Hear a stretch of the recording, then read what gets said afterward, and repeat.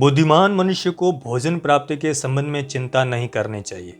उसे केवल धर्म कर्म के संबंध में चिंतन करना चाहिए, क्योंकि मनुष्य के जन्म के समय ही भोजन का प्रबंध हो जाता है। उसी घर का सुख ही हो सकता है जिसके पुत्र और पुत्रियां अच्छी बुद्धि से युक्त हो, जिसकी पत्नी मधुर भाषणी हो, जिसके पास परिश्रम हो, ईमानदारी से पैदा किया हुआ धन हो, अच्छे मित्र हो, अपनी पत्नी के प्रति प्रेम और अनुराग हो, नौकर चाकर आज्ञा का पालन करने वाले हो, जिस घर में अतिथियों का आदर सम्मान हो, कल्याणकारी परमेश्वर की उपासना होती हो, घर में प्रतिदिन अच्छे मीठे भोजन और मधुर पेयों की व्यवस्था हो, सदा सजन पुरुषों का संग अथवा संगति करने का अवसर मिलता है। ऐसा ग्रस्त आश्रम धन्य है, प्रशंसा के योग्य है। आदर्श ग्रस्त का रूप स्वरूप कैसा होना चाहिए, इस और आचार्य ने स्पष्ट से इशारा किया है। दयालु और करुणा से युक्त मनुष्य दुखी ब्राह्मणों को श्रद्धा से जो कुछ भी दान देता है,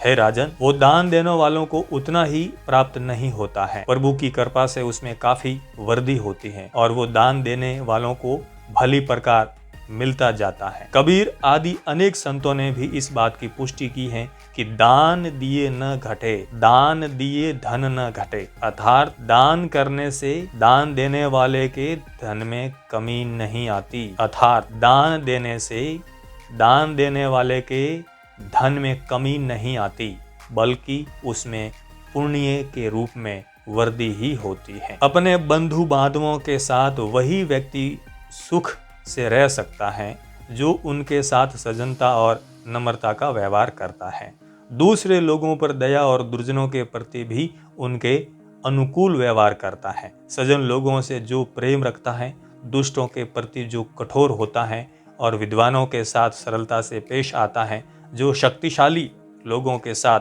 शूरवीरता और पराक्रम से काम लेता है, गुरु, माता पिता और आचार्य के प्रति जो सहनशीलता पूर्वक व्यवहार रखता है तथा स्त्रियों के प्रति अधिक विश्वास न करके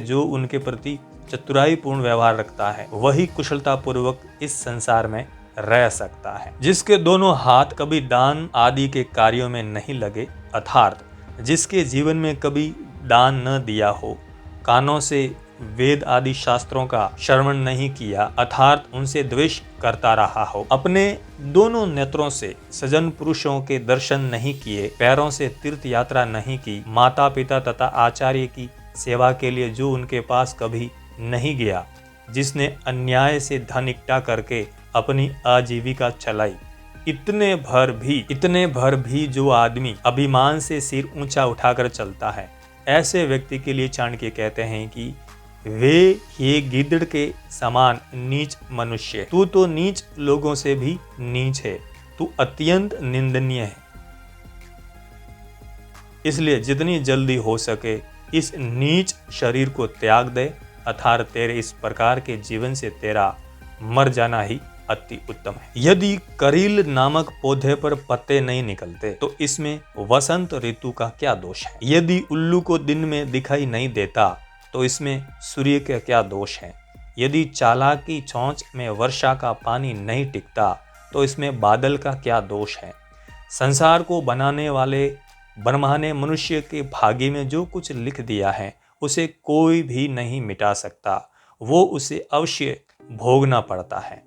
चाणक्य यहाँ कहते हैं कि जिसके भाग्य में जो कुछ लिखा है उसे कोई नहीं मिटा सकता, लेकिन आचार्य भाग्यवादी भी नहीं है। सज्जनों के सत्संग से दुर्जन मनुष्य भी सज्जन हो सकता है, परंतु सज्जन पुरुषों में दुष्टों की संगति से दुष्टता वैसे नहीं आती जैसे फूल से उत्पन्न होने वाली सुगंध मिट्टी में तो आ जाती है, परंतु मिट्टी की गंध फूल में नहीं आ पाती। इसका अर्थ यह है कि जिसका जो वास्तविक स्वभाव है उसमें परिवर्तन नहीं होता, अर्थात ऐसा स्वभाव जो परिवर्तनशील नहीं है श्रेष्ठ माना जाता है, अर्थात ऐसा स्वभाव जो परिवर्तनशील नहीं है श्रेष्ठ माना जाता है। दुष्ट का सजन के संग से सजन बन जाना और दुष्ट के संग से सजन का सजन ही बने रहना इस बात की पुष्टि करता है कि सजनता मनुष्य का सच्चा स्वभाव है। सजन पुरुष के दर्शन से पुण्य प्राप्त होता है,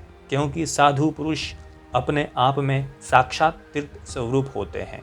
तीर्थ तो अपने समय के अनुसार ही फल देता है, परंतु साधुओं का संग करने से जल्दी ही मन की आशाएं पूर्ण हो जाती है। कोई राही अथवा यात्री किसी नगर में पहुंचकर किसी ब्राह्मण से पूछता है कि हे ब्राह्मण, मुझे बताओ कि इस नगर में कौन सबसे अधिक महान है। उस ब्राह्मण ने उत्तर दिया, ताड़ के वृक्षों का झुंड। यात्री ने फिर प्रश्न किया कि इस नगर में दाता कौन है। उसे उत्तर मिला, धोबी ही यहाँ का सबसे बड़ा दाता है, जो प्रातः काल कपड़े धोने अथवा रंगने के लिए ले जाता है और सायंकाल के समय लौटा देता है। यात्री ने फिर पूछा कि इस नगर में चतुर व्यक्ति कौन है। तो ब्राह्मण ने उत्तर दिया कि इस नगर के सभी व्यक्ति दूसरों का धन और उनकी स्त्रियों का हरण करने में चतुर हैं। यात्री ने फिर पूछा कि ऐसी अवस्था में तुम्हारा जीवन यहाँ कैसे बीतता है। ब्राह्मण ने उत्तर दिया कि मैं विश्व में पैदा होने वाले कीड़े के समान हूँ, जो उसी में उत्पन्न होता है, लेकिन फिर भी विष के प्रभाव से मुक्त रहता है। विष का उस पर कोई असर नहीं होता। मैं उसी प्रकार इन लोगों के साथ अपना जीवन बिता रहा हूँ। प्रतिकूल परिस्थितियों में जीने का सूत्र है ये विश्व। प्रतिकूल परिस्थितियों में जीने का सूत्र है ये विश्व कर्मी न्याय। जिन घरों में ब्राह्मणों के पांव धोने वाले जल से कीचड़ न हुआ हो, जहाँ वेद आदि शास्त्रों के पाठ न होते हो, जिसमें स्वाहा और स्वाधा इन शब्दों का उच्चारण न होता हो, वे घर शमशान के सम्मान हैं। जिन घरों में ब्राह्मण का आदर सत्कार नहीं होता, जहाँ वेद आदि शास्त्रों की ध्वनि नहीं गूंजती, जिस घर में अग्निहोत्र अर्थात होम आदि शुभ कर्म नहीं होते हैं, उसे शमशान के सम्मान समझना चाहिए। वो घर मुर्दों का निवास स्थान ही माना जाएगा, वहाँ जीवनी शक्ति नहीं होती। किसी संसारिक पुरुष ने किसी संत महात्मा को अत्यंत आनंद की स्थिति में देखकर उनसे उनके बंधु बांधवों के बारे में पूछा, तो संत ने उत्तर दिया, सत्य ही मेरी माता है और ज्ञान ही मेरा पिता है, धर्म ही मेरा भाई है और दया ही मेरी बहन है, शांति मेरी पत्नी है और क्षमा और सहनशीलता मेरे पुत्र हैं। ये 6 ही मेरे परिवार के सदस्य हैं, मेरे बंधु बांधव हैं, मेरे रिश्तेदार हैं। ये शरीर अनित्य है अर्थात नाशवान है। धन संपत्ति भी सदा किसी के पास स्थिर नहीं रहती, मृत्यु सदैव प्रत्येक के पास रहती है। इसलिए प्रत्येक व्यक्ति को धर्माचरण करना चाहिए। मनुष्य जानता है कि जिसने इस संसार में जन्म लिया है वो मरेगा अवश्य। धन की भी किसी के पास सदा स्थिर नहीं रहता। सबको इस संसार से एक दिन विदा लेनी है, इसलिए उसका कर्तव्य है कि वो इस संसार में धर्माचरण द्वारा धर्म का संचय करे, क्योंकि धर्म ही मनुष्य की मृत्यु के बाद उसका साथ देता है। अपने अच्छे आचरण के कारण संसार में उसे याद किया जाता है। किसी ब्राह्मण के लिए भोजन का निमंत्रण मिलना ही उत्सव है। गौओं के लिए ताजी नई घास प्राप्त होना ही उत्सव के समान है। पति में उत्साह की वृद्धि होते रहना ही स्त्रियों के लिए उत्सव के समान है। और मेरे लिए तो श्री कृष्ण के चरणों के अनुराग ही उत्सव के सम्मान है। जो व्यक्ति दूसरी स्त्रियों को माता के समान देखता है, दूसरों के धन को मिट्टी के ढेले के समान समझता है और संसार के सभी प्राणियों को अपनी आत्मा के समान देखता है, वास्तव में वही यथार्थ को देखता है। जो व्यक्ति दूसरों की स्त्रियों को अपनी माता के समान आदर देता है, दूसरों के धन अथवा उनके हिस्से को हड़पने की इच्छा नहीं करता है और सभी प्राणियों के साथ वो उसी प्रकार का व्यवहार करता है जैसा अपने साथ व्यवहार किए जाने की इच्छा रखता है, ऐसा व्यक्ति ही बुद्धिमान है। अर्थात उसका इस प्रकार का आचरण ही उसे श्रेष्ठ बनाता है। आचार्य के अनुसार किसे कैसे देखना है इसे वो जानता है। धर्म में निरंतर लगे रहना, मुख से मीठे वचन बोलना, दान देने में सदैव उत्सुकता रहना, मित्र के प्रति कोई भेदभाव न रखना, गुरु के प्रति नम्रता और अपने हृदय में गंभीरता अपने आचरण में पवित्रता, गुणों के ग्रहण करने की रुचि, शास्त्रों का विशेष ज्ञान, रूप में सौंदर्य और प्रभु में भक्ति आदि का होना, ये गुण सज्जन पुरुषों में ही दिखाई देते हैं। आचरण में पवित्रता, गुणों के ग्रहण करने की रुचि, शास्त्रों का विशेष ज्ञान, रूप में सौंदर्य और प्रभु में भक्ति आदि का होना, ये गुण सज्जन पुरुषों में ही दिखाई देते हैं। सूर्य भयंकर रूप से प्रचंड किरणों वाला है, चंद्रमा की कलाएं क्षीण होती रहती हैं, समुद्र खारा है, कामदेव का कोई शरीर नहीं है, दानशील बलि दैत्य हैं, कामधेनु अर्थात सबकी इच्छा पूर्ण करने वाली गाय एक पशु है। मैं इन सबको आपके सम्मान अर्थात आपके बराबर नहीं समझता। हे प्रभु राम, आपकी तुलना किसके साथ की जाए, अर्थात आप अतुलनीय है। व्यक्ति सभी स्थानों से कुछ न कुछ सीख सकता है। उसे राजपुत्रों से नम्रता और सुशीलता, विद्वानों से प्रिय वचन बोलना, जुआरियों से मिथ्या भाषण अर्थात सही स्थिति का पता न लगने देना और स्त्रियों से छल करना सीखना चाहिए। इस संसार में कुछ भी ऐसा नहीं है जो उपयोगी न हो, बस उसका सही समय पर सही तरीके से उपयोग आना चाहिए। मिथ्या भाषण और छल भी जीवन में उपयोगी होते हैं।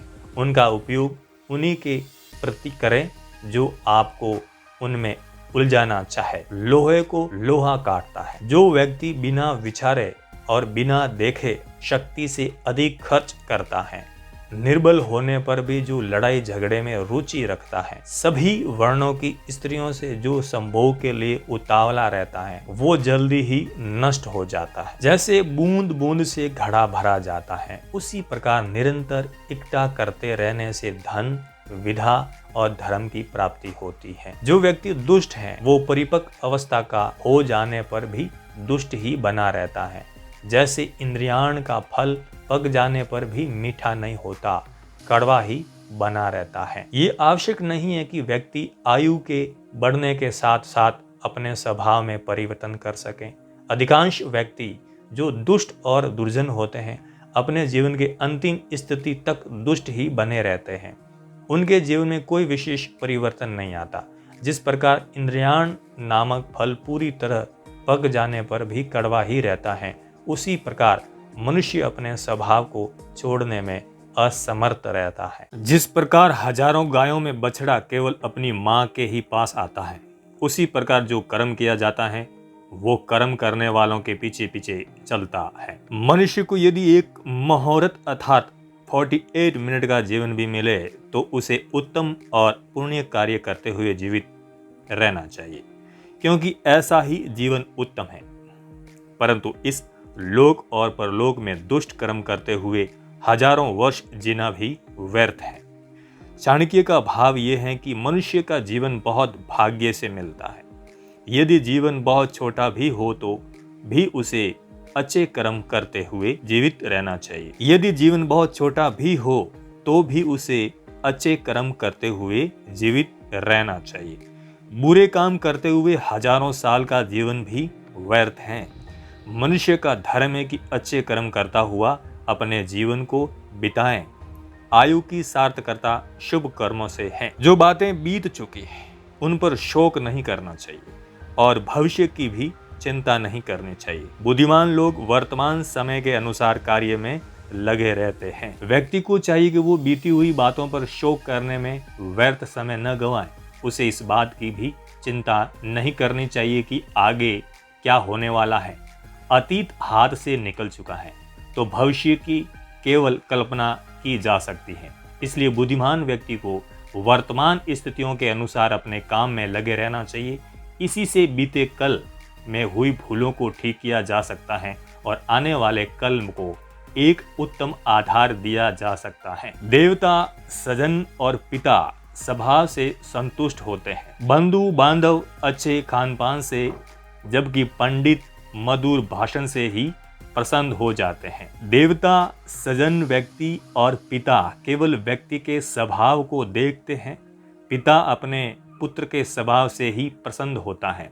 रिश्तेदार, बांधव, बंधु अच्छे खान पान से खुश रहते हैं, अर्थात यदि उनकी खान पान से अच्छी आव भगत की जाए तो वो प्रसन्न रहते हैं, और विद्वान मीठी बातों से ही प्रसन्न हो जाते हैं।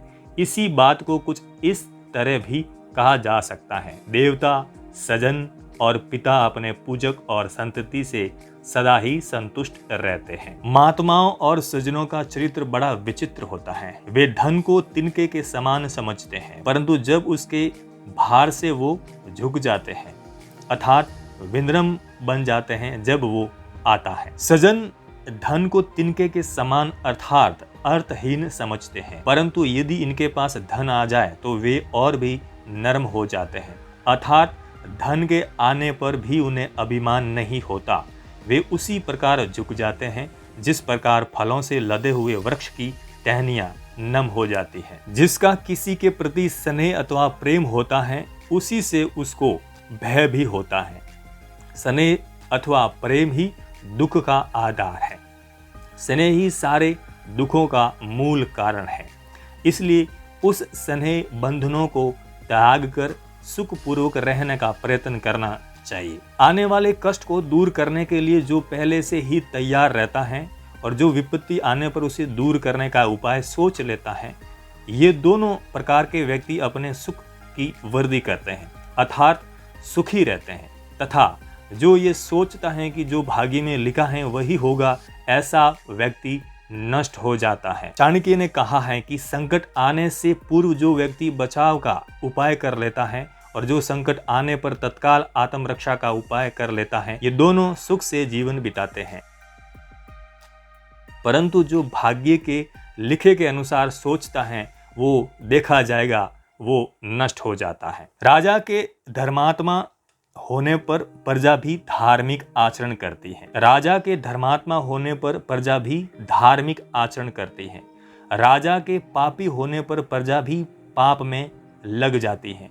राजा उदासीन रहता है तो प्रजा भी उदासीन रहने लगती है, क्योंकि प्रजा वैसा ही आचरण करती है जैसा राजा करता है। चाणक्य कहते हैं कि मैं धर्म से रहित अधर्मी व्यक्ति को जीवित रहने पर भी मरे हुए के समान समझता हूँ, बल्कि धर्मयुक्त मनुष्य मृत्यु के बाद भी जीवित रहता है। इस बात में किसी प्रकार का संदेह नहीं है।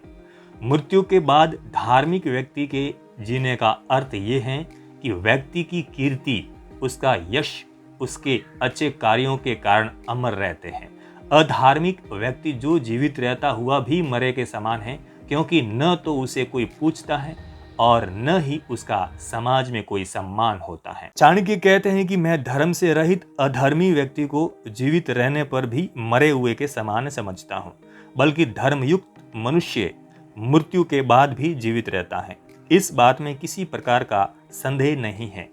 मृत्यु के बाद धार्मिक व्यक्ति के जीने का अर्थ ये है कि व्यक्ति की कीर्ति, उसका यश, उसके अच्छे कार्यों के कारण अमर रहते हैं।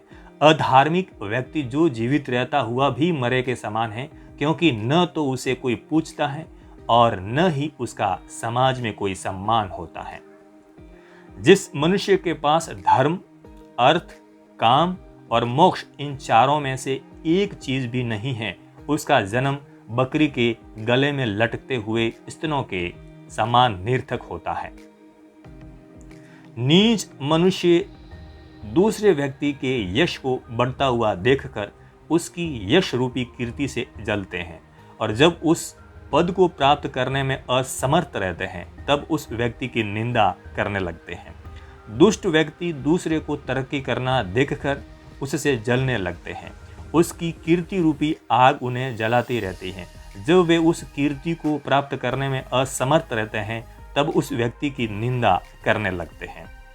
मनुष्य अपने विचारों के कारण ही अपने आप को बंधनों में फंसा हुआ मानता है, और अपने विचारों के कारण ही अपने आप को बंधनों से मुक्त समझता है। विषय वासना ही मनुष्य के बंधन के कारण है, और विषय वासनाओं से मुक्त होकर ही मनुष्यों को मोक्ष प्राप्त होता है।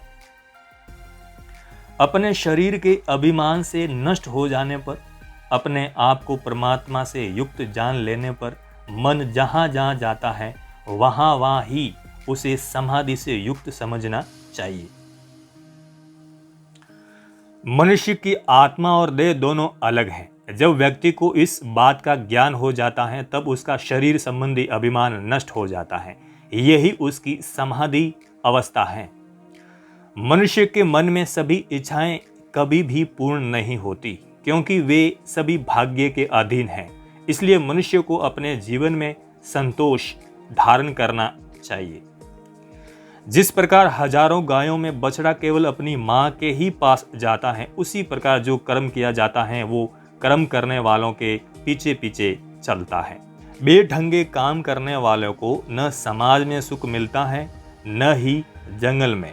ऐसे व्यक्ति को समाज में मनुष्यों का संसर्ग दुखी करता है, जबकि जंगल में अकेलापन, अव्यवस्थित जीवन वाला व्यक्ति कभी भी सुखी नहीं हो सकता। जैसे फावड़ों से खोदने पर पृथ्वी से जल प्राप्त होता है, वैसे ही गुरु की सेवा करने वाला विद्यार्थी विद्या को प्राप्त करता है। मनुष्य को कर्मों के अनुसार ही फल मिलता है और मनुष्य की बुद्धि भी कर्मों के अनुसार ही कार्य करती है। इतने भर भी बुद्धिमान और सज्जन भली भांति सोच विचार कर ही कार्य करते हैं। मनुष्य जिस प्रकार का कर्म करता है उसी के अनुसार उसे फल मिलता है। गीता में भी कहा गया है कि मनुष्य को कर्म करना चाहिए, उसके फल की चिंता छोड़ देनी चाहिए। इसलिए ये और भी आवश्यक हो जाता है कि मनुष्य सोच विचार कर ही कर्म करें। बिना सोचे विचारे कार्य करने से कार्य सिद्धि नहीं होती और फल प्राप्ति की तो आशा ही नहीं की जा सकती। एकाक्षर मंत्र देने वाले गुरु की जो वंदना नहीं करता वो कुत्ते की योनि से 100 बार जन्म लेकर फिर चंडाल के घर उत्पन्न होता है। एक अक्षर का अर्थ यहाँ 2 प्रकार से हो सकता है। एक अक्षर का ज्ञान देने वाला भी इसका अर्थ किया जा सकता है। शास्त्रों में ओम का एकाक्षर ब्रह्मा कहा गया है। इन्हें प्रदान करने वाला ही गुरु है। गुरु का जो आदर नहीं करता वो चंडाल के समान है। शास्त्रों में कृतज्ञता को ऐसा पाप माना गया है जिसका कोई प्रायश्चित नहीं होता। एक युग के अंत में सुमेरु पर्वत भी अपने स्थान पर स्थिर नहीं रहता। कल्प के अंत में समुद्र भी अपनी सीमाएं लांघकर इस संसार को कष्ट में डाल देता है, परंतु श्रेष्ठ पुरुष अपने हाथ में लिए हुए कार्य को पूरा करने की प्रतिज्ञा से विचलित नहीं होते। इसका भाव यह है कि प्रकृति के नियम भले ही बदल जाए, पर्वत और समुद्र भले ही अपना स्थान छोड़ दें, परंतु सज्जन व्यक्तियों ने जिस किसी कार्य की पूर्ति के लिए वचन दिया है वो अवश्य उसे पूरा करते हैं। वे अपने दिए गए वचन से टलते नहीं, भले ही उन्हें इसके लिए अपने प्राण गंवाने पड़े। राजा दशरथ ने अपने वचनों का निर्वाह करने के लिए ही तो अपने प्राण त्याग दिए थे।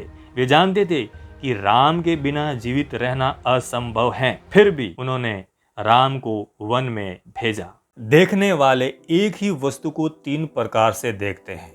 योगी उसे अति निंदित शव के रूप में देखते हैं, कामी लोग सुंदर नारी के रूप में देखते हैं और कुत्ता उसे एक मांस के लोथड़े के रूप में देखता है। इस पृथ्वी पर 3 ही रत्न हैं, जल, अन्न और हितकारी वचन, परंतु मूर्ख लोग पत्थर के टुकड़ों को रत्न कहते हैं। दरिद्रता, रोग, दुख, बंधन और आपत्तियां, ये सब मनुष्य के अधर्म रूपी वृक्ष के फल हैं। मनुष्य जैसे कर्म करता है उसे वैसे ही फलों की प्राप्ति होती है। मनुष्य की दरिद्रता, दुखी होना, रोगों से युक्त रहना, सांसारिक बंधनों में फंसे रहना और इसके साथ अनेक प्रकार की आपत्तियां आदि आना, ये मनुष्य के दुष्कर्मों के ही फल हैं। इसलिए मनुष्य का कर्तव्य ये है कि वो शुभ कर्म करें ताकि उसका जीवन सुखपूर्वक बीते। आचार्य ने यहाँ कर्म के सिद्धांत का विवेचन करते हुए शुभ कार्य करने की प्रेरणा दी है, क्योंकि यही सुख का साधन है। धन भी पुनः प्राप्त हो सकता है, मित्र भी मिल सकते हैं, पत्नी भी फिर से मिल सकती हैं। ये सब वस्तुएं मनुष्य को बार बार प्राप्त हो सकती हैं, परंतु ये शरीर बार बार प्राप्त नहीं हो सकता। निश्चित रूप से बहुत से मनुष्य मिलकर शत्रु को जीत सकते हैं। मनुष्यों का समुदाय अर्थात उनका संगठन शत्रु को जीतने में उसी प्रकार सफलता, उनका संगठन शत्रु को जीतने में उसी प्रकार सफल रहता है जिस प्रकार इकट्ठे किए हुए तिनके जल की धारा को रोक देते हैं। अर्थात घास फूस का छप्पर वर्षा के पानी से रक्षा करता है। ये बात देखने सुनने में बहुत सामान्य प्रतीत होती है, परंतु ये है अध्ययन महत्वपूर्ण है। जिस परिवार में मतभेद होते हैं, आपस में एकता नहीं होती है, वो परिवार नष्ट हो जाता है। इसी तरह जिन परिवारों में अथवा देश के लोगों में एकता है, मिलकर काम करने की इच्छा है, वे भयंकर से भयंकर शत्रु को पराजित करने में समर्थ होते हैं। वृक्ष की एक शाखा को कोई एक बच्चा भी तोड़ सकता है, परंतु जब पतली पतली शाखाएं इकट्ठी हो जाती हैं तो इन्हें शक्तिशाली हाथी के लिए तोड़ना भी कठिन हो जाता है। संघे शक्ति कलो युगे। जल पर तेल, दुष्ट व्यक्ति के पास गुप्त वार्ता, सुपात्र व्यक्ति को दिया गया दान, बुद्धिमान का शास्त्र ज्ञान, ये सभी बातें ऐसी हैं जो पूरी होने पर वस्तु की शक्ति अर्थात विशिष्टता से बिना किसी प्रयास के स्वयं फैल जाती हैं। इनका विस्तार हो जाता है। पानी पर यदि तेल की बूंद डाली जाएगी तो वो बूंद के रूप में न रहकर उस पर फैल जाएगी। इसी प्रकार दुष्ट व्यक्ति के पास कोई रहस्य गुप्त नहीं रह सकता। सुपात्र व्यक्ति को दिया हुआ दान और बुद्धिमान व्यक्ति को दिया गया शास्त्र ज्ञान, ये सब अपने आप अपनी विशेषता के कारण चारों ओर फैल जाते हैं। धार्मिक कथा आदि के सुनने के समय शमशान भूमि में और रोगी होने पर मनुष्य के मन में जो सद्बुद्धि उत्पन्न होती है, यदि वो सदैव स्थिर रहे तो मनुष्य संसार के बंधनों से छूट सकता है। जब मनुष्य धर्म संबंधी उपदेश सुनता है तो उसके मन में अच्छे विचारों का उदय होता है। इसी प्रकार जब मनुष्य किसी मर्त व्यक्ति के साथ शमशान भूमि में जाता है तो वो समझता है कि ये शरीर नश्वर है। उस समय उसके मन में पापों से मुक्त होने की सद्भावना उत्पन्न होती है। ऐसे ही जब मनुष्य रोगग्रस्त होता है तो वो प्रभु को याद करता है और उस समय सोचता है कि वो ऐसा कोई कार्य नहीं करेगा जिससे उसे फिर बीमार पड़ना पड़े। चाणक्य कहते हैं कि यदि व्यक्ति सदैव इसी प्रकार सोचता रहे तो वो संसार के बंधनों से छूट सकता है। परंतु होता ये है कि जब मनुष्य धर्म सभा से उठ जाता है, शमशान भूमि से लौट आता है और रोगों से मुक्त हो जाता है तो वो फिर से संसार के उसी मोह माया जाल में फंस जाता है। यही माया है। दुष्कर्म करने के बाद पश्चाताप करने वाले मनुष्य की बुद्धि जिस प्रकार की होती है, वैसी बुद्धि यदि पाप करने से पहले भी हो जाए तो सभी को मुक्ति प्राप्त हो सकती है। मनुष्य बुरा कार्य करने के बाद पछताता है। उसे अपने किए हुए कार्य पर पछतावा होता है। वो जानता है कि उसने वो किया है जो उसे नहीं करना चाहिए। चाणक्य कहते हैं कि यदि दुष्कर्म करने से पहले ही मनुष्य के विचार वैसे ही हो जाएं जैसे पश्चाताप के समय होते हैं तो कोई भी दुष्कर्म न हो। दान, तपस्या, वीरता, विज्ञान, विनम्रता और नीतिवान होने में मनुष्य को सबसे बड़ा होने का अभिमान नहीं करना चाहिए, क्योंकि पृथ्वी अनेक अमूल्य रत्नों से भरी हुई है। जो जिसके हृदय में बसा है वो यदि बहुत दूर है तो भी उसे दूर नहीं कहा जा सकता। जो जिसके हृदय में समाया हुआ नहीं है वो बहुत निकट रहने पर भी दूर प्रतीत होता है। जिन लोगों में सच्चा प्रेम है वे यदि एक दूसरे से बहुत दूर रहते हैं तो भी उन्हें दूर नहीं मानना चाहिए, परंतु जिसने किसी के दिल में घर नहीं किया वो पास रहने से भी दूर रहता है। आचार्य के अनुसार सच्चे प्रेम में दूरी का कोई महत्व नहीं है। जिसका बुरा करने की इच्छा हो उससे सदा मीठी बात करनी चाहिए। जैसे शिकारी हिरण को पकड़ने से पहले मीठी आवाज में गीत गाता है। इस श्लोक में एक सामान्य सांसारिक बात कही गई है। जो मन में अपने पाप के कारण किसी का अहित चाहता है वो पहले सदा मीठी मीठी बातें करता है। जिस प्रकार हिरण आदि का शिकार करने से पहले शिकारी मधुर आवाज में गीत गाता है, सांप को पकड़ने वाला मस्त होकर बीन बजाता है, इसी प्रकार ये दोनों मधुर स्वर के आकर्षण में बंद कर शिकारी के पास खुद आ जाते हैं, तो शिकारी उन्हें पकड़ लेता है। जब तक दूसरे में असुरक्षा की भावना है, उसके मर्म स्थल पर आघात नहीं किया जा सकता। चाणक्य कहते हैं कि दुष्ट व्यक्ति अहित करने की इच्छा से मीठी मीठी बातें करते हैं। ऐसा करके वे पहले रिझाते हैं, फिर हानि पहुंचाते हैं। जुहारी पहले लाभ होने का लालच दिखाता है, जिससे भोला भाला व्यक्ति उसके जाल में फंसकर बड़ी सी रकम दाव में लगा देता है और अपनी हानि कर बैठता है। राजा, अग्नि, गुरु और स्त्री, इनके पास हर समय नहीं रहना चाहिए। ऐसा करने से मनुष्य को हानि हो सकती है, परंतु इनसे दूर रहने से भी मनुष्य को कोई लाभ नहीं होता।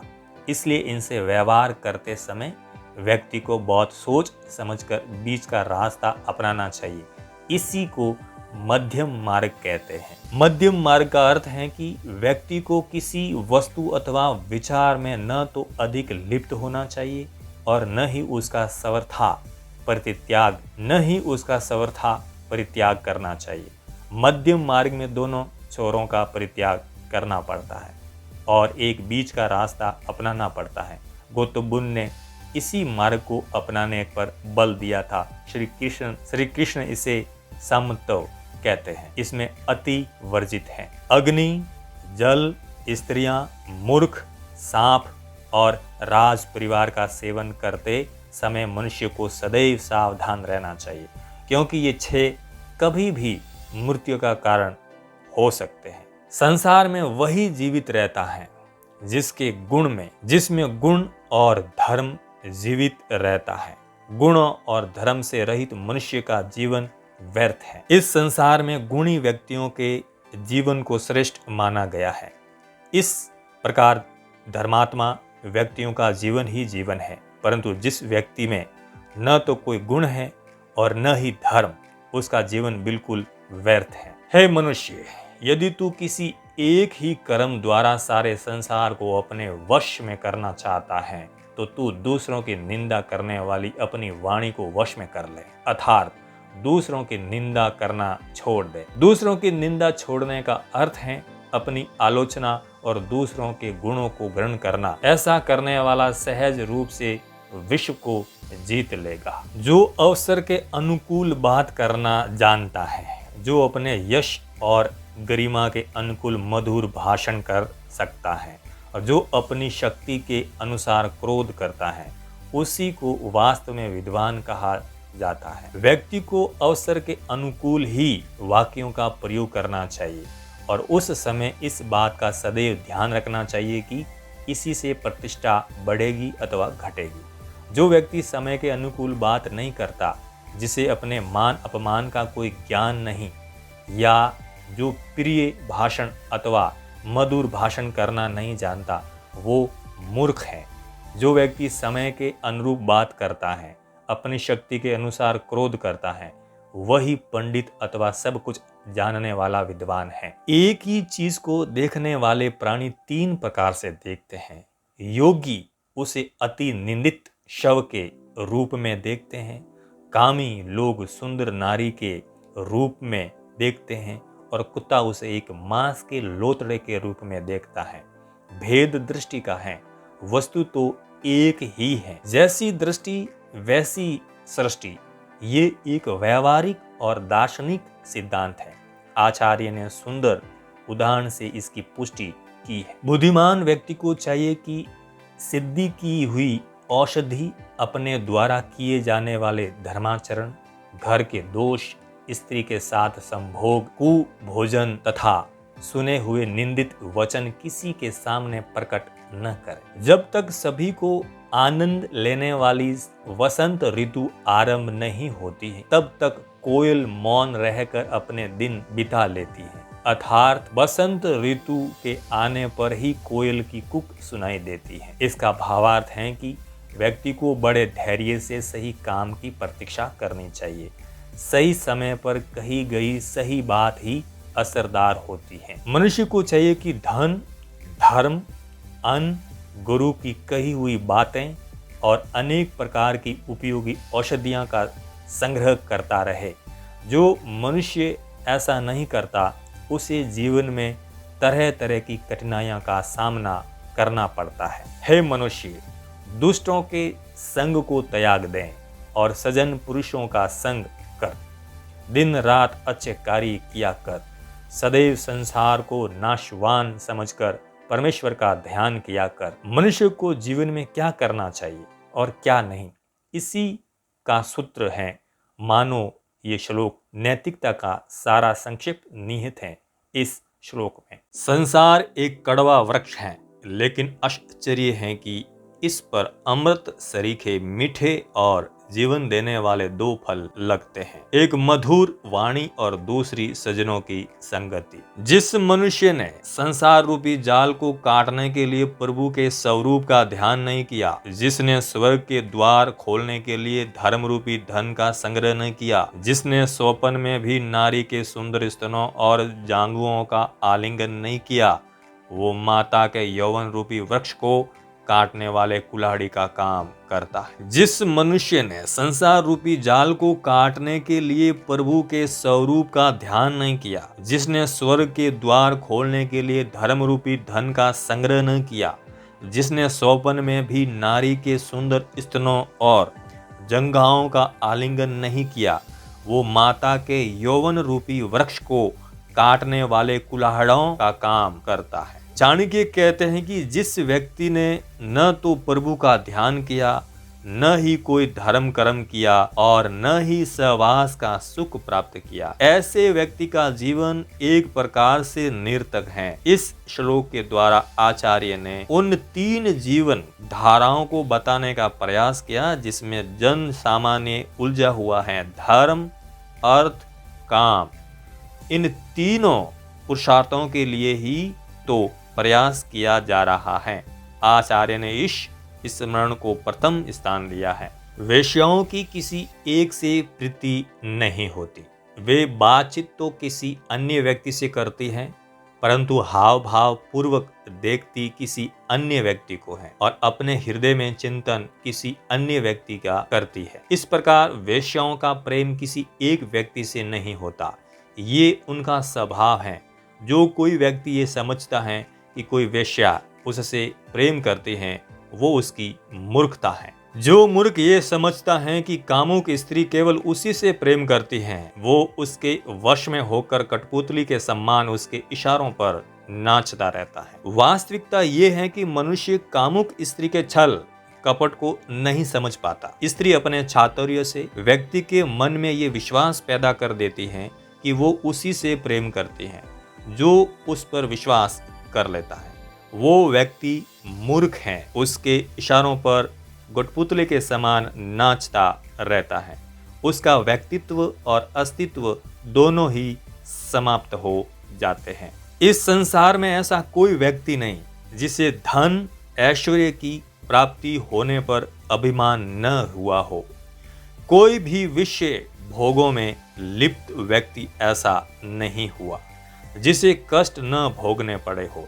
संसार में ऐसा कौन सा व्यक्ति है जो सुंदर स्त्रियों के वश में न हुआ हो।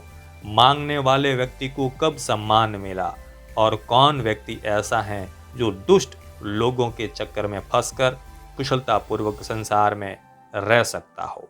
संसार में ऐसे व्यक्ति बहुत कम होते हैं जो धनवान होने पर भी अभिमान रहित और नरम बने रहते हैं। संसार में ऐसा कोई व्यक्ति नहीं है जो विषय भोगों में लिप्त होने के बाद कष्टों में न फंसा हो, और संसार में ऐसे व्यक्तियों का भी अभाव है जो स्त्रियों के मोह जाल में न फंसे हो। जो सदा याचना करता रहता है उसे सम्मान कैसे मिल सकता है। आज तक न तो सोने के मृग की रचना हुई और न ही किसी ने सोने का मृग देखा है, फिर भी श्री रामचंद्र श्रवण मृग को पकड़ने के लिए उतावले हो गए। ये बात ठीक ही है कि जब मनुष्य के बुरे दिन आते हैं तो उसकी बुद्धि उल्टी बातें सोचने लगती है। मनुष्य अपने अच्छे गुणों के कारण ही श्रेष्ठता को प्राप्त होता है, ऊंचे आसन पर बैठने के कारण नहीं। राजभवन की सबसे ऊंची चोटी पर बैठने पर भी कौवा कभी गिद्ध नहीं बन सकता। सभी स्थानों पर मनुष्य का आदर सत्कार उसके गुणों के कारण ही होता है। गुणहीन मनुष्य के पास यदि धन के भंडार भी हो तो भी उसका सम्मान नहीं होता। बहुत थोड़े से प्रकाश वाला परंतु दाग धब्बों से रहित दूज का चांद जिस प्रकार पूजा जाता है अथवा शुभ समझा जाता है, पूर्णिमा के चंद्रमा को वैसा सम्मान प्राप्त नहीं होता। इसका भाव यह है कि मनुष्य का आदर सत्कार उसके गुणों के कारण होता है। पूर्णिमा के चांद में अनेक दाग धब्बे दिखाई देते हैं, परंतु दूज का चांद एक पतली सी लकीर के समान होता है, उसमें कोई दाग धब्बा नहीं होता, इसलिए वो पूरे चांद की अपेक्षा अधिक सुंदर दिखाई देता है। भगवान शिव ने इसलिए तो उसे अपने शिरोभाग में स्थान दिया है। जिस मनुष्य के गुणों की तारीफ दूसरे लोग करते हैं वो गुणों से रहित होने पर भी गुणी माना जाता है, परंतु यदि इंद्र भी अपने मुख से अपनी प्रशंसा करे तो उन्हें छोटा ही माना जाएगा। गुणी वो होता है जो अपने से सदा गुणवान की ओर देखे, इसलिए वो स्वयं को गुण रहित मानता है, जबकि गुणहीन व्यक्ति अपनी कमियों को छिपाने के लिए अपने मुंह मियां मिट्टू बनता है। जिस प्रकार सोने के आभूषण में जड़ा हुआ रतन और भी सुंदर दिखाई देता है, उसी प्रकार व्यक्ति को चाहिए कि विवेकपूर्ण अपने में गुणों का विकास करके अपने व्यक्तित्व को और भी अधिक सुंदर बनाए तथा सदैव गुणों को ग्रहण करें। गुणों में सर्वज्ञ परमात्मा के सम्मान होने पर भी निशास्त्र व्यक्ति दुखी रहता है।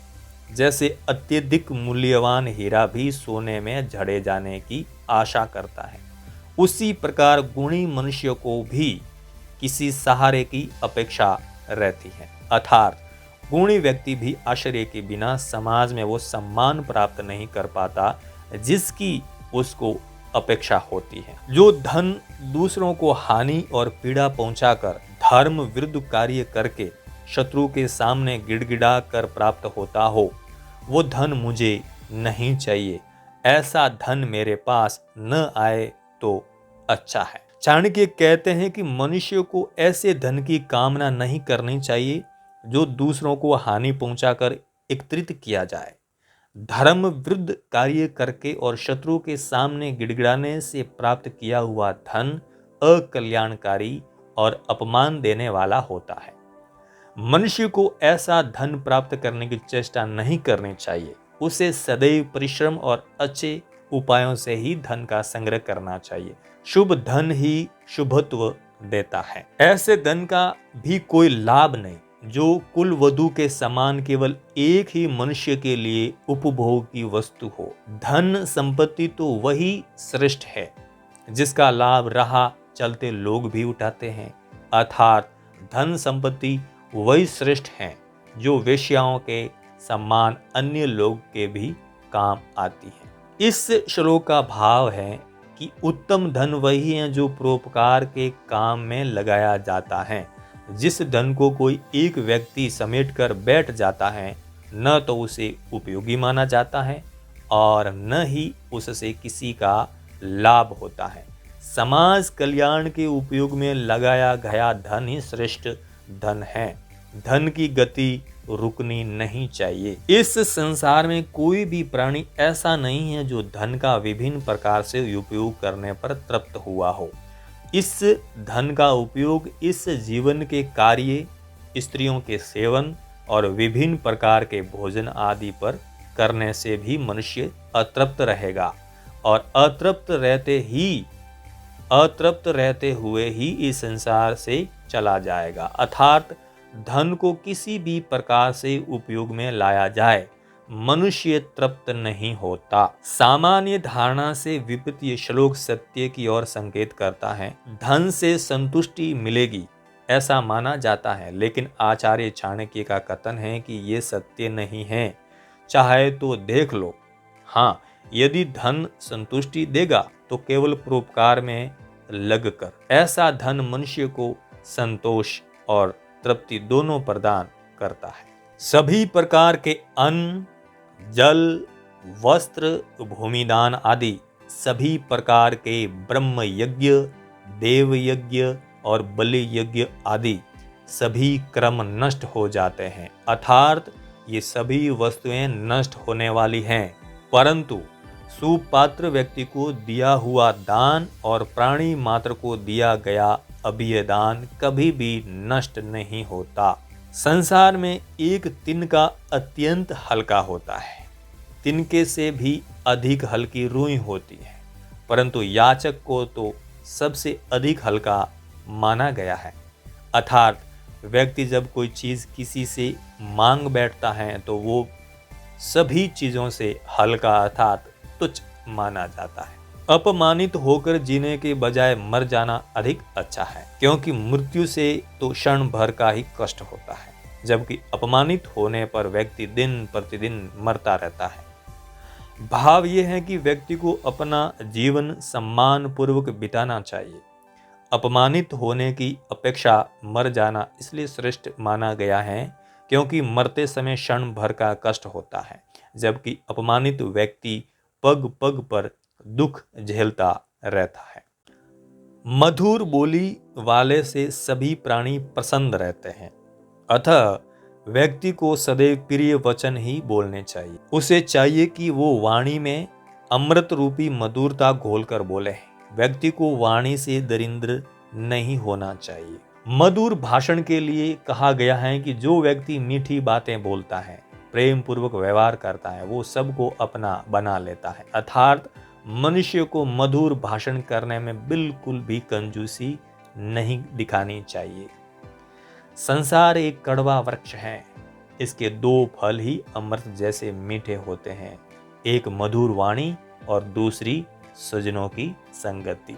जो व्यक्ति मधुर वाणी का प्रयोग करता है वो शत्रुओं को भी जीत लेता है, और दूसरी ओर मधुर संगीत सज्जनों की संगति अर्थात मनुष्य को मधुर प्रिय वचन बोलने और सज्जनों की संगति करने में कभी हिचकिचाना नहीं चाहिए।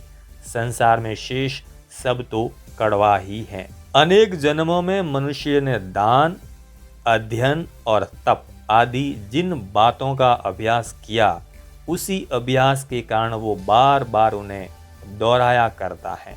इस श्लोक का भाव ये है कि मनुष्य को अपना भावी जीवन सुधारने के लिए इस जन्म में अच्छे कार्य करने का अभ्यास करना चाहिए। पहले के अभ्यास का ही परिणाम है हमारा आज और भविष्य में जो हम होंगे वो होगा आज के अभ्यास का प्रतिफल। पहले के अभ्यास का ही परिणाम है हमारा आज और भविष्य में जो हम होंगे वो होगा जो आज के अभ्यास का प्रतिफल है। जो विधा पुस्तकों तक ही सीमित हैं और जो धन दूसरों के पास पड़ा है, आवश्यकता पड़ने पर न तो वो विधा काम आती है और न ही वो धन उपयोगी हो पाता है। आचार्य कहना चाहते हैं कि विधा कर्मठार होनी चाहिए तथा धन सदैव अपने हाथ में होना चाहिए, तभी इनकी सार्थकता है।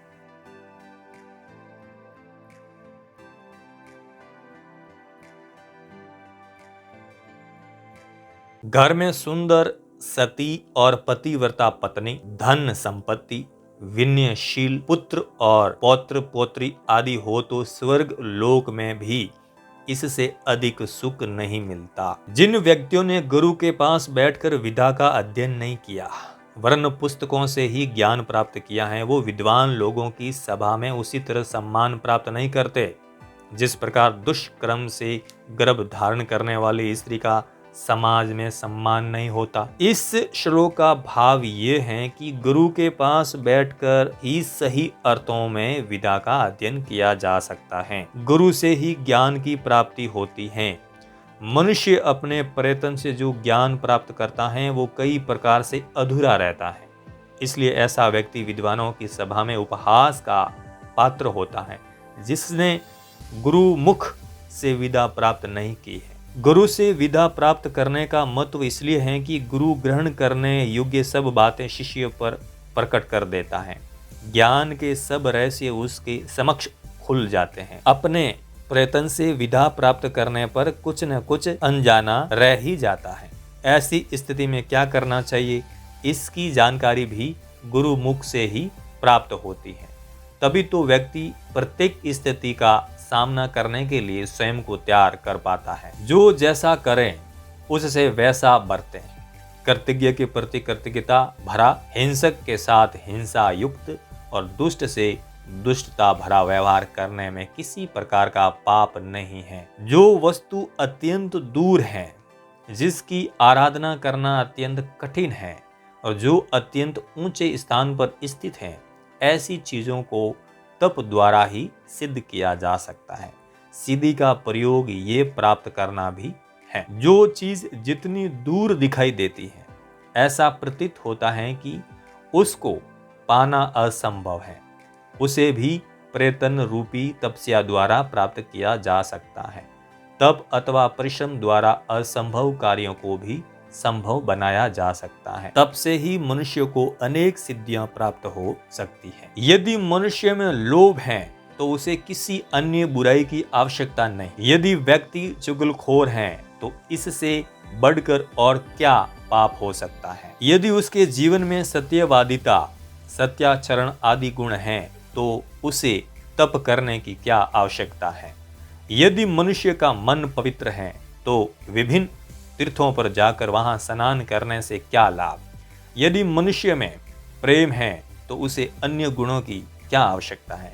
यदि संसार में उसका यश फैल रहा है तो उसे अन्य किसी आभूषण की क्या आवश्यकता है। अर्थात उसे अपने शरीर को सजाने के लिए आभूषण की आवश्यकता नहीं है। यदि उसके पास उत्तम विद्या है तो उसे किसी अन्य धन की क्या आवश्यकता है। और यदि उसका अपयश फैल रहा है तो उसे मृत्यु से क्या लेना देना। वो जीते जी मर्त के समान है। समुद्र शंख का पिता है। लक्ष्मी का जन्म भी समुद्र में हुआ, अर्थात वो शंख की बहन है। शंख चंद्रमा के समान चमकता है। इतने पर भी यदि कोई शंख बजाकर भीख मांगता है तो यही समझना चाहिए कि वो दान दिए बिना मान सम्मान नहीं होता। बहुत से साधु लोग शंख बजाते हुए भीख मांगते फिरते हैं। इससे यही प्रतीत होता है कि शंख ने दान देने जैसा सत्कर्म नहीं किया। अर्थात व्यक्ति अच्छे कुल में उत्पन्न होने और अनेक गुणों से संपन्न होने पर भी दान आदि अच्छे कर्म यदि नहीं करता तो उसे भी यश और सुख की प्राप्ति नहीं होती।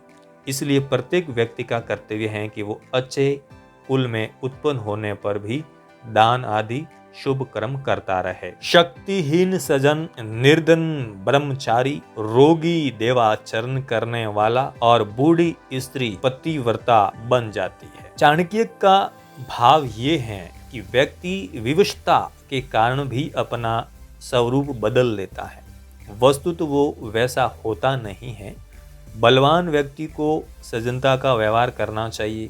प्रभु की भक्ति तो मनुष्य का स्वाभाविक कर्तव्य है, परंतु जब कोई रोगी होने पर ही प्रभु का नाम लेता है तो ये उसकी विवशता है। इसी प्रकार यदि सुंदर रूपवती यौवन से भरपूर स्त्री पतिव्रता धर्म का पालन करती है तो ये उसकी विशेषता मानी जाएगी।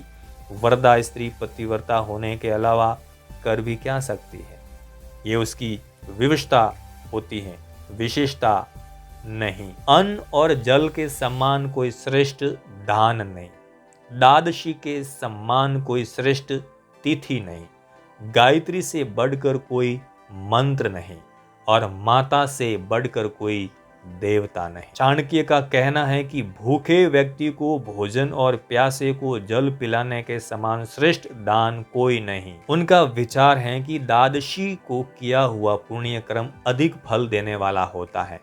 गायत्री को सर्वश्रेष्ठ मंत्र माना गया है।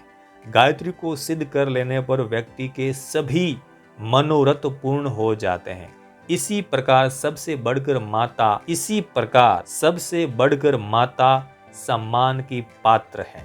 उसका स्थान देवताओं से भी ऊंचा है, क्योंकि वो मनुष्य को जन्म देने वाली है। माता ही संतान को प्रत्यक्ष और परोक्ष रूप से संस्कारित करती है। संस्कार ही मनुष्य के जीवन का आधार है। सांप का विष उसके दांत में होता है, मक्खी का विष उसके सिर में रहता है, बिच्छू का विष उसकी पूंछ में होता है। अर्थात इन सभी विषैले प्राणियों के एक एक अंग में ही विष होता है, लेकिन दुर्जन मनुष्य के सभी अंग विष से भरे हुए होते हैं। आचार्य का कथन है कि विषैले प्राणियों को विष का प्रयोग करने के लिए समय चाहिए।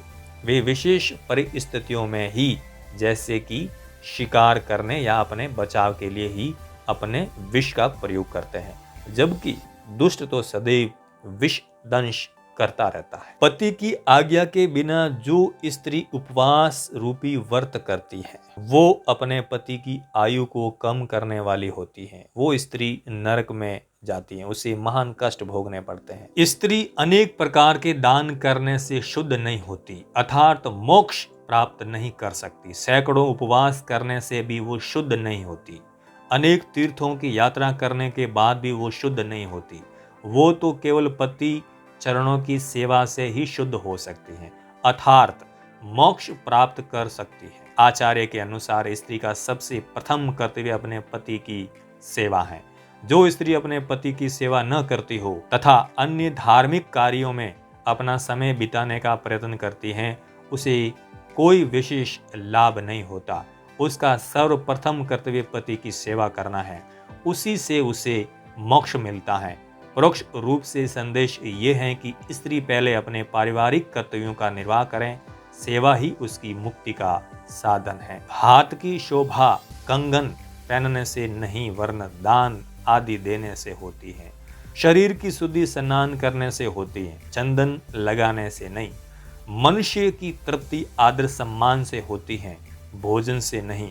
और मनुष्य को मोक्ष ज्ञान से होता है, चंदन आदि के तिलक लगाने से नहीं। आचार्य ने यहाँ पर बाहरी साधनों की निर्करता बतलाते हुए आंतरिक श्रेष्ठता और संतुष्टि पर जोर दिया है। ब्रह्म साधनों को ही असल मान लेना मनुष्य की सबसे बड़ी भूल है।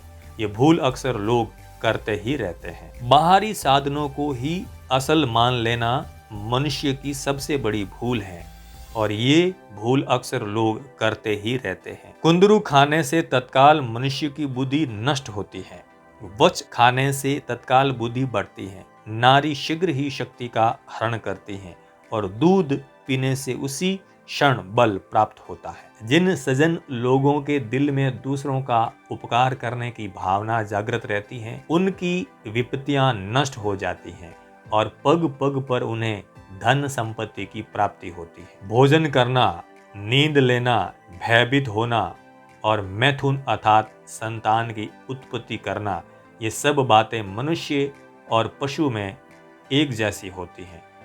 मनुष्य में पशुओं की अपेक्षा धर्म ही ऐसी विशेष वस्तु हैं जो उनसे अधिक होती हैं। यदि मनुष्य में धर्म न हो तो वो पशु के समान है। यदि मद में अंधा हाथी अपनी मंद बुद्धि के कारण अपने मस्तक पर बैठे हुए मद पीने के इच्छुक भौरे को अपने कान फड़फड़ाकर दूर भगा देता है, तो उसमें भौरे की कोई हानि नहीं होती। वे जाकर खिले हुए कमलों पर जा बैठते हैं, उन्हें वहां से रस मिल जाता है, परंतु ऐसा करने से हाथी के गंठ स्थल की शोभा नष्ट होती है। आचार्य का अभिप्राय है कि कुछ मांगने आए हुए याचक को लौटाने से याचक की हानि नहीं होती, अपितु दाता की हानि होती है। याचक को निराश नहीं लौटना चाहिए, उसका सम्मान करके उसको दान दक्षिणा दें, ताकि वो लोगों के सामने दाता के गुणों का बखान करे। राजा, वेश्या, यमराज, अग्नि, चोर, बालक, याचक और ग्रामीणों को सताने वाले, ये आठों बड़े ही कठोर होते हैं। ये दूसरों के कष्टों को नहीं समझते। संकेत है कि इनसे बचकर रहे। किसी अत्यंत बूढ़ी स्त्री को, जिसकी कमर बुढ़ापे के कारण झुक गई थी, देखकर कोई युवक व्यंग्य करते हुए पूछने लगा, हे वृद्धे, नीचे क्या ढूंढ रही हो? क्या पृथ्वी पर तुम्हारी कोई चीज गिर पड़ी है? तुम्हारा कुछ खो तो नहीं गया?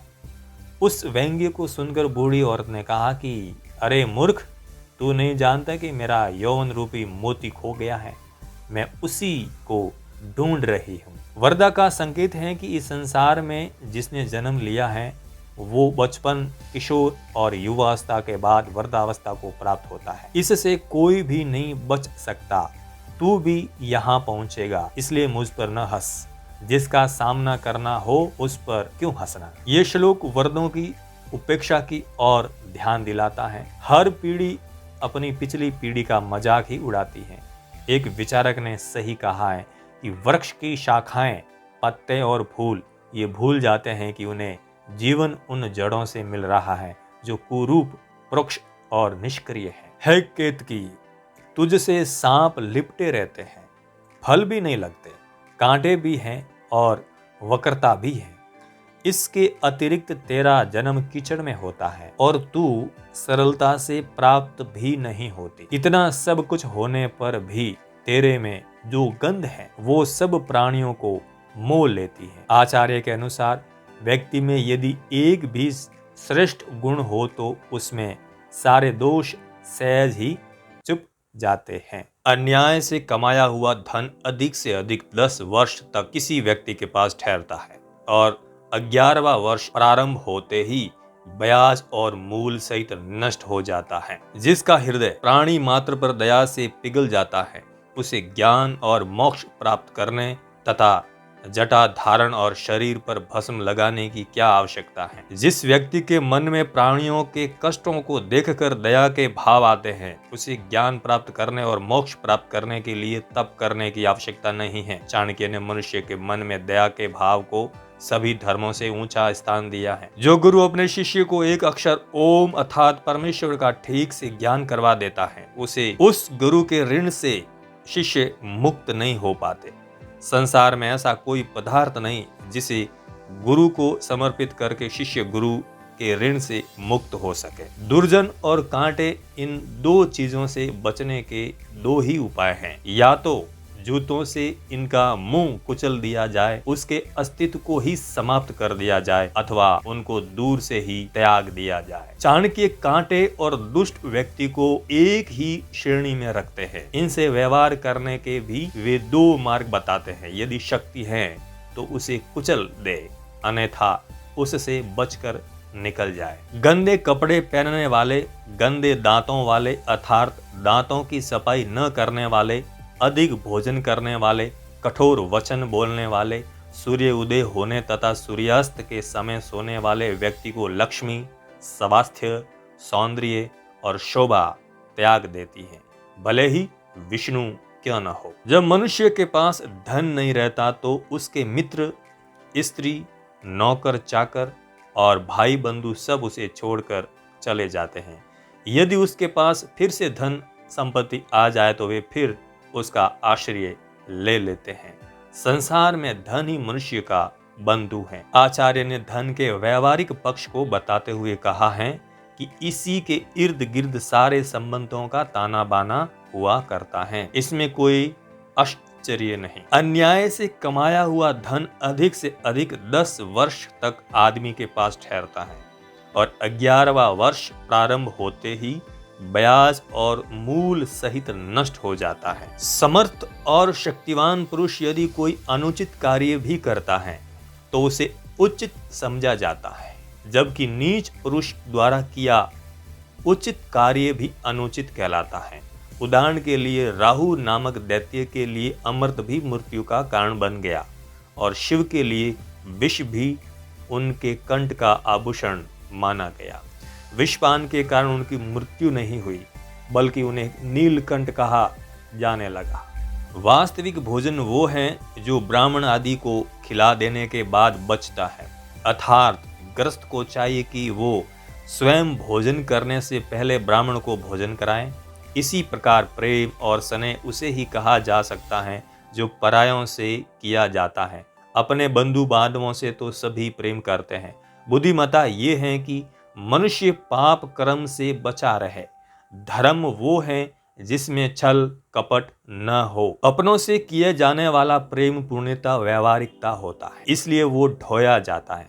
जबकि पराये जिससे अपने बन जाए और बने भी रहे, वही सही अर्थों में प्रेम है। किसी विशेष स्थिति में रतन चाहे पैरों में लुढ़कता रहे और कांच को सिर पर धारण किया जाए, परंतु जब बेचने अथवा लेने का समय आता है तो कांच को कांच और रतन को रतन ही कहा जाता है। इसका भाव ये है कि किसी अयोग्य वस्तु अथवा व्यक्ति को उचित स्थान पर रखने अथवा नियुक्त करने से उसके मूल्य में किसी प्रकार का परिवर्तन नहीं होता, परंतु जब मूल्यांकन का समय आता है तो उसकी वास्तविक स्थिति का पता लग ही जाता है। वेद आदि शास्त्र अत्यंत विशाल हैं, वे ज्ञान के समुद्र हैं, विधाएं भी बहुत सी हैं, परंतु मनुष्य की आयु सीमित है और उसके मार्ग में कठिनाइयां भी बहुत सी आती हैं। इसलिए उसके लिए उचित है कि वो शास्त्रों से सारभूत बातों को उसी प्रकार ग्रहण कर लें जिस प्रकार हंस पानी मिले दूध से दूध ग्रहण कर लेता है। दूर से चलकर आने वाला यात्री थका हुआ होता है। बिना किसी स्वार्थ के घर में आए हुए अतिथि की पूजा किए बिना जो घर का स्वामी स्वयं भोजन कर लेता है, उसे निश्चय ही चंडाल कहा जाता है। वेद आज्ञा देते हैं कि अतिथि देवता हैं। वेद आज्ञा देते हैं कि अतिथि देवता है। अतिथि देवो भव। गृहस्थ को चाहिए कि दूर से चलकर आने वाले अतिथि का वो आदर सत्कार करें। अतिथि की उपेक्षा करना पाप कर्म है। शास्त्रों में अतिथि की सेवा का विधान है।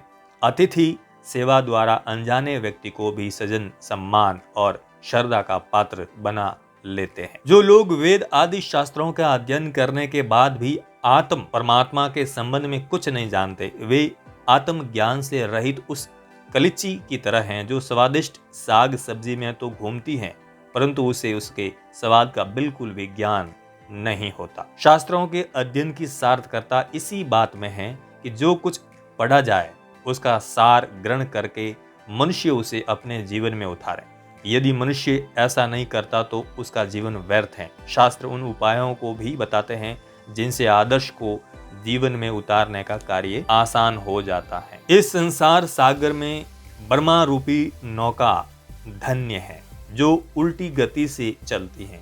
ये उल्टी गति क्या है? जो इस नाव के नीचे रहते हैं वे सब तो भव सागर से पार उतर जाते हैं और जो नाव के ऊपर चढ़ते हैं उनका पतन हो जाता है।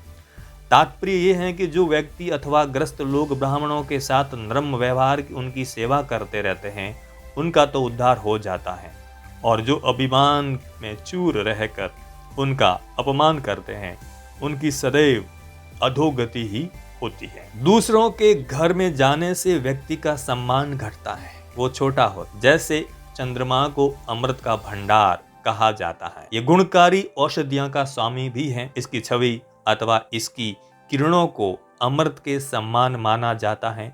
इसमें कांति भी है, अर्थात ये प्रकाश से युक्त है, परंतु जब यही चंद्रमा सूर्य मंडल पर जाता है तो तेज रहित हो जाता है, वहां उसकी सारी चमक दमक समाप्त हो जाती है। जो व्यक्ति निजी स्वार्थ की पूर्ति के उद्देश्य से दूसरों के घर में जाता है उसका बड़प्पन स्थिर नहीं रह पाता।